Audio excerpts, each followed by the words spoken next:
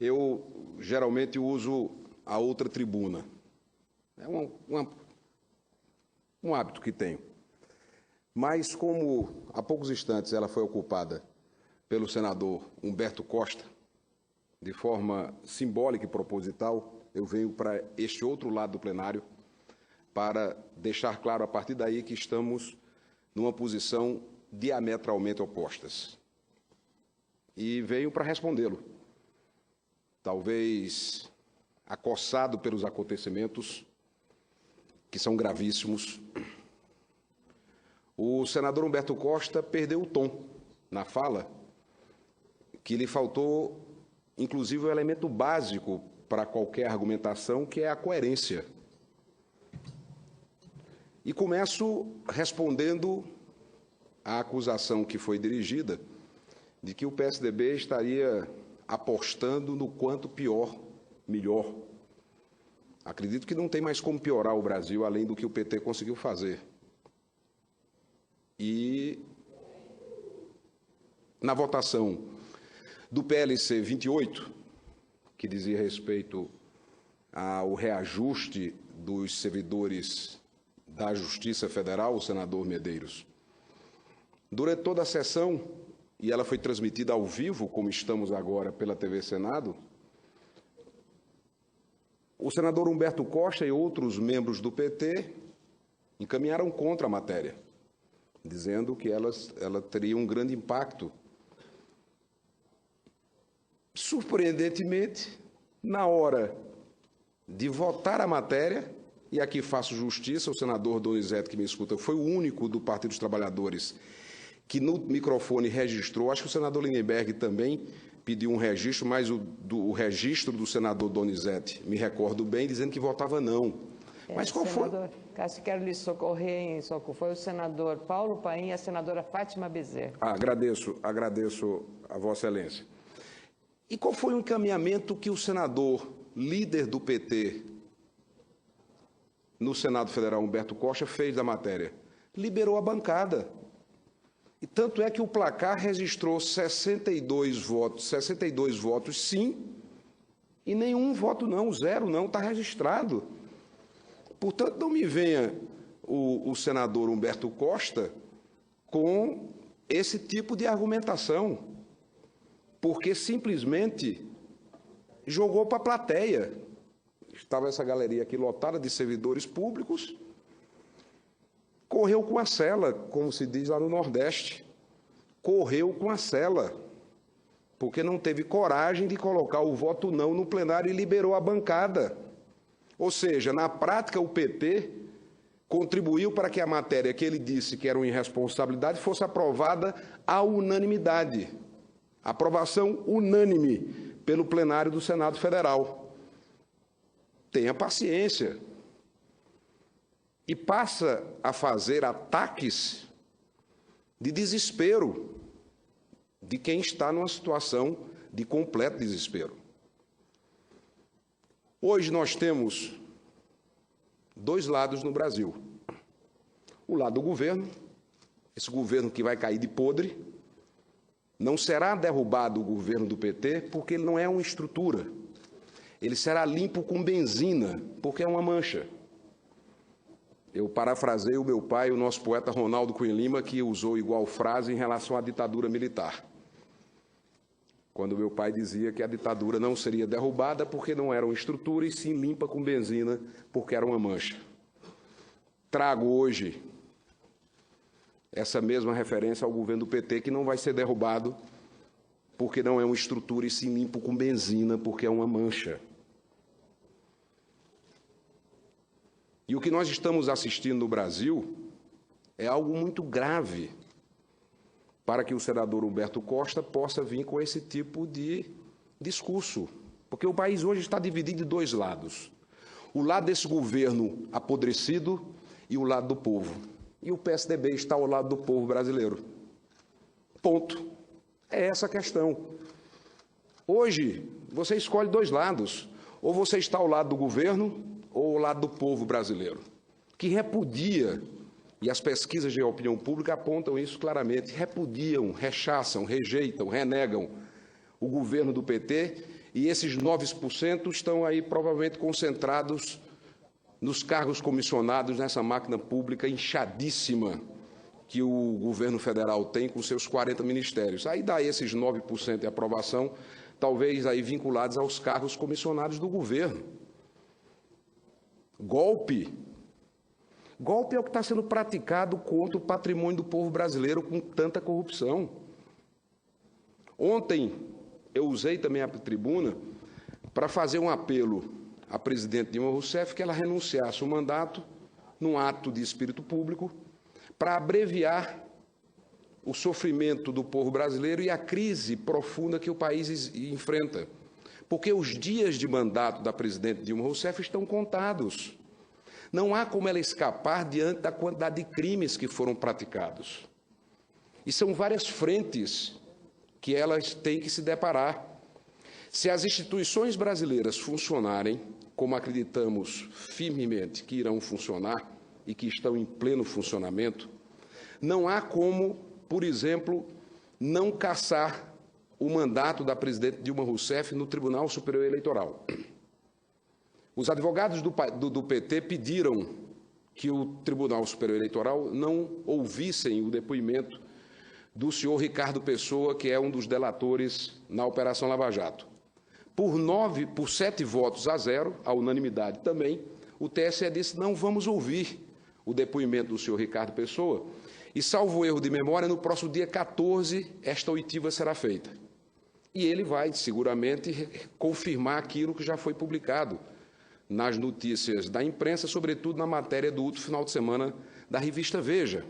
Ou seja, ele vai confirmar que deu dinheiro fruto da corrupção para financiar a campanha do Partido dos Trabalhadores, e isso é um crime do qual a presidente Dilma Rousseff não escapa, porque a lei é muito clara ao responsabilizar o candidato ou a candidata por qualquer deslize na campanha.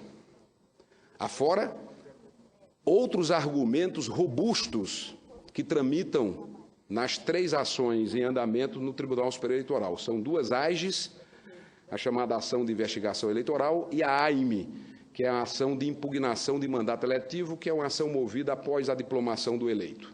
Pois bem, vamos agora ao TCU. Não me refiro apenas às pedaladas fiscais, crime de responsabilidade praticado pela presidente Dilma Rousseff do PT. Falo também daquilo que constará do relatório do ministro Nardes, seguramente, que é o descumprimento da lei de responsabilidade fiscal, com a não observância de limites orçamentários, onde o governo federal e a presidente Dilma Rousseff do PT extrapolou as despesas da União em mais de 10 bilhões de reais, contrariando a legislação em vigor. Vamos para as ações da Procuradoria-Geral da República, os crimes comuns por ela praticados na própria pedalada, e também a ação que movemos pelos partidos de oposição recentemente com os crimes de extorsão por tudo que está sendo revelado na Operação Lava Jato. Ou seja, acabou o jogo. Nós estamos contando os dias para que essa crise possa ser debelada com o desfecho desse processo. O que poderia fazer a presidente Dilma, em nome de um pouco de espírito público que possa ter? Renunciar ao mandato, para que com isso possamos ter novas eleições. É o que nós estamos defendendo. Se tivéssemos um regime parlamentarista, o parlamento já teria destituído o primeiro-ministro diante de uma crise dessa proporção. Mas nós não temos um parlamentarismo. Nós temos um regime presidencialista, onde a sociedade deve ser chamada, porque só através da soberania do voto popular, do sufrágio universal, é que poderemos ter um governo com legitimidade suficiente para tirar o Brasil do atoleiro, do fundo do poço que se encontra.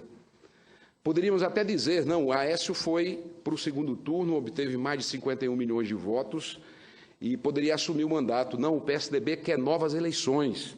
O senador Aécio Neves tem consciência nítida que não teria as condições políticas necessárias para assumir, como já aconteceu em outros momentos, na condição de segundo colocado, o cargo de presidente. Então, o que o PSDB defende são novas eleições. Eleições onde o próprio ex-presidente Lula poderá disputar. O próprio presidente Lula vai poder se submeter à soberania do povo brasileiro. E é isso que nós queremos, novas eleições. Vamos acompanhar de perto o andamento do processo junto ao Tribunal Superior Eleitoral e acreditamos firmemente que já no próximo semestre haverá o julgamento que poderá cassar o diploma da presidente Dilma Rousseff e do vice-presidente Michel Temer, assume pelo comando constitucional por 3 meses o presidente da Câmara, que foi também duramente atacada, não sei exatamente por qual razão o ataque, se tem divergência quanto à maioridade penal, tudo bem, cada um apresenta seu ponto de vista. Agora, a forma desleal que foi feita no ataque ao presidente da Câmara, que não é meu aliado, não é do meu partido, pelo contrário, Eduardo Cunha é base do governo. Foi eleito presidente da Câmara disputando contra uma candidatura do PT. Mas o PMDB é base do governo. O vice-presidente da República, Michel Temer, é do PMDB. E sem o PMDB, seguramente as condições mínimas de governabilidade da presidente Dilma desapareceriam ou desaparecerão, porque está em curso um distanciamento visível do partido. Pois bem, ataca-se também o presidente da Câmara e, na verdade, o senador Humberto Costa eleva o tom porque talvez hoje o desespero tenha chegado a patamares impensáveis, porque aquele diretor da Petrobras, Severo, que já havia sido preso, ou que está preso ainda, é tanta gente presa e libertada na Lava Jato, que eu não tenho certeza se ele foi libertado ou está preso. Eu acho que está preso ainda. Foi substituído. E hoje a Polícia Federal prendeu o substituto do Severo. Foi preso o diretor, hoje, pela Polícia Federal, que substituiu o Severo. A Polícia Federal ontem deflagrou uma operação na Casa da Moeda. Veja a que ponto nós chegamos. Um esquema de corrupção que o governo do PT montou na Casa da Moeda, a instituição que tem a responsabilidade de imprimir as cédulas de real que circulam na nossa economia. E não é só isso, não. O Banco do Brasil está vendendo dólar falso. É o fim do mundo. A que ponto nós chegamos? É a Casa da Moeda como um antro de corrupção, pela apuração da Polícia Federal, e o Banco do Brasil vendendo dólares falsos. É por isso que o Brasil hoje tem 2 lados apenas. O lado do governo, onde está o senador Humberto Costa, e o lado do povo brasileiro, onde eu me encontro, ao lado de tantos outros milhões que querem uma mudança profunda no Brasil. As pessoas não estão apenas rejeitando o governo da presidente Dilma. O sentimento hoje é de revolta. Não é uma rejeição política eventual, momentânea, como qualquer governante está exposto a essa avaliação positiva ou negativa, oscilando de acordo com determinadas circunstâncias. É revolta. E revolta por quê? Porque as pessoas foram logradas, as pessoas foram enganadas de forma deliberada na eleição. Desemprego em alta, e poderemos chegar ao final do ano com essa taxa de desemprego atingindo 2 dígitos, e o desemprego, infelizmente, vai crescer, poder de compra do trabalhador reduzido, inflação alta, juros na estratosfera, aumento de combustível, aumento de energia, tudo isso que tinha sido negado pela candidata Dilma Rousseff. E, pelo contrário, tudo que ela hoje está fazendo, ela dizia que se Aécio fosse eleita, que faria. Quantos milhões de brasileiros deixaram de votar em Aécio Neves acreditando naquilo que foi dito durante a campanha eleitoral? E é por isso que o sentimento é de revolta. E o que nós queremos são novas eleições. A eleição foi viciada, Aécio Neves perdeu a campanha para uma organização criminosa que ocupou o Estado brasileiro, que aparelhou o Estado brasileiro, que praticou todo tipo de abuso, desbando, deslize e ilegalidade. é um rosário de crimes cometidos na tentativa de perpetuação do poder. Só que o Brasil é maior do que tudo isso. E nós vamos superar essa crise. Vamos superar porque temos quadros políticos qualificados, nós temos, sobretudo, um povo que ama o nosso país e que será o grande responsável, este mesmo povo, para tirar o Brasil da situação extremamente difícil que se encontra. Agora, o Banco Central divulgou dados importantes. Na meta fiscal, o governo federal, que tem só falado em ajuste fiscal, é uma ladainha, é uma nota de um tema só, é uma música de uma nota só. Ajuste fiscal, ajuste fiscal, ajuste fiscal. Pois bem, até maio, o governo só atingiu 38,5% da meta fiscal. E diga-se de passagem, desses 38% que avalia a meta fiscal de União, Estados e municípios, a União contribuiu com apenas 12%. Ou seja, o que ainda há de ajuste fiscal no país tem como origem os estados e os municípios, porque a União não consegue fazer o seu dever de casa porque quebraram o Brasil. Quebraram, assaltaram o país, continuam assaltando e empurram a conta para que a sociedade possa pagar. A crise é muito grave. O que se viu do plenário do Senado e a votação do PLC, repito, 28, por si só desmonta o discurso do senador Humberto Costa. E foi ele mesmo que, talvez numa crise de amnésia, liberou a bancada do PT. E o placar foi unânime. E vem agora dizer que estamos querendo quebrar o Brasil. Não, quem quebrou o Brasil foi o PT. Nós somos os responsáveis pelo Plano Real, pela estabilização da economia, pelas bases que lançamos, que possibilitou para o Brasil avançar, crescer e alcançar importantes conquistas.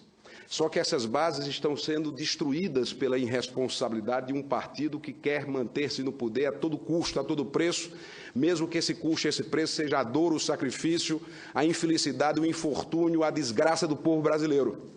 Só que o povo acordou, o povo despertou e percebeu que foi enganado, e percebeu que foi literalmente enganado. E o que nós queremos no jogo democrático, para que não venham com esse discurso insustentável de golpe, são novas eleições. E não há golpe quando o povo exerce sua soberania. Pelo contrário, cumpre-se o artigo 1º da nossa Constituição, que todos nós conhecemos, que todo poder emana do povo. E assim lutaremos. Faremos um bom combate. Não vamos nos acovardar. Este é um momento de coragem. Este é um momento de enfrentamento. Este é um momento duro, difícil da vida nacional e nós estaremos na nossa trincheira de luta em defesa do povo brasileiro, da ética, da decência, da moralidade e da mudança para que o país saia da crise. E com coerência, sobretudo com coerência com a nossa trajetória. Porque Humberto Costa esquece que o PT votou contra o Plano Real. Ele esquece que o PT se recusou a assinar a Constituição Cidadã de 88, tentou boicotar tudo o que era de positivo no Brasil e agora vem com esse discurso. Menos. Semana que vem estaremos aqui de volta. Eu permaneço em Brasília esse final de semana, porque no domingo teremos, Moema, a Convenção Nacional do nosso partido. Depois ainda vou a Campina Grande para o encerramento do maior São João do mundo, ao lado do prefeito Romero Rodrigues, do vice-prefeito Ronaldo Filho, e participarei do encerramento desse grande momento da Paraíba, do Nordeste, que é o maior São João do mundo, realizado em Campina Grande. Foi um evento criado, inclusive, pelo meu pai, que disse, senadora Ana Amélia, grande festa nordestina, forró a cada segundo, nós fazemos em Campina o maior São João do mundo. Mas segunda-feira estou de volta e vamos manter esse debate. Ele de lá, do lado do governo, nós aqui na trincheira do povo brasileiro. Muito obrigado.